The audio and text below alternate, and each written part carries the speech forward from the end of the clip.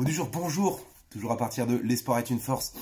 Je voudrais vous partager une petite page de ma vie, en fait une page de mon journal intime. Alors je fais pas ça facilement, mais je l'ai fait dans ce livre, vous allez comprendre pourquoi.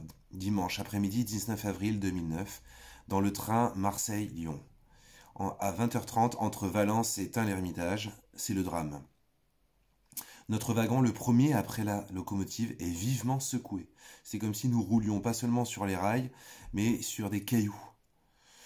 C'était très bruyant, avec un phénomène sonore proche, mais amplifié du bruit qui survient lorsqu'une tondeuse passe sur une butte de gravier.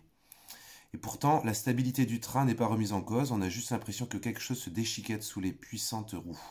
De la tôle, un tas de cailloux, un gros animal. Quoi qu'il en soit, le train ne perd pas de vitesse. Ce n'est que quelques secondes plus tard qu'il se met à ralentir et l'on se doute alors qu'il y a un petit souci. Mais l'annonce redoutée ne tarde pas à tomber, c'est un accident de personne. Jolie expression qui désigne dans la plupart du cas un suicide. Nous sommes tous sous le choc, immobilisés pendant près de 2 heures. On se retrouve sur la plateforme pour fumer, échanger, blaguer de façon assez gore. Un malaise règne. Moi-même, je ne sais qu'en penser. Je cesse d'écouter de la musique, j'écoute les gens, je prie, puis j'essaie de reprendre la lecture. Le train repart finalement, lentement, jusqu'à Tain-l'Hermitage où j'apprends par le chauffeur en personne qu'il s'agissait d'un homme de 16 ans, d'un jeune de 16 ans, qui s'est présenté devant la locomotive en le regardant droit dans les yeux.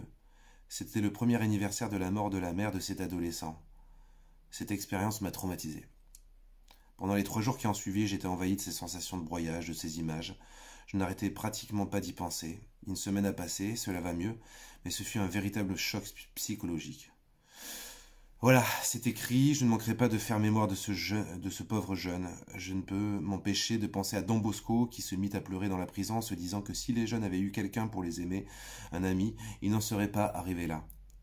Et voilà, et moi c'est un petit peu ce qui était à l'origine de ma vocation de consacrer ma vie aux jeunes. C'est cet accident de personne où je me suis dit mais si ce jeune avait eu un grand frère, peut-être un prêtre, un ami qui est sur sa route, peut-être qu'il n'en serait pas arrivé là.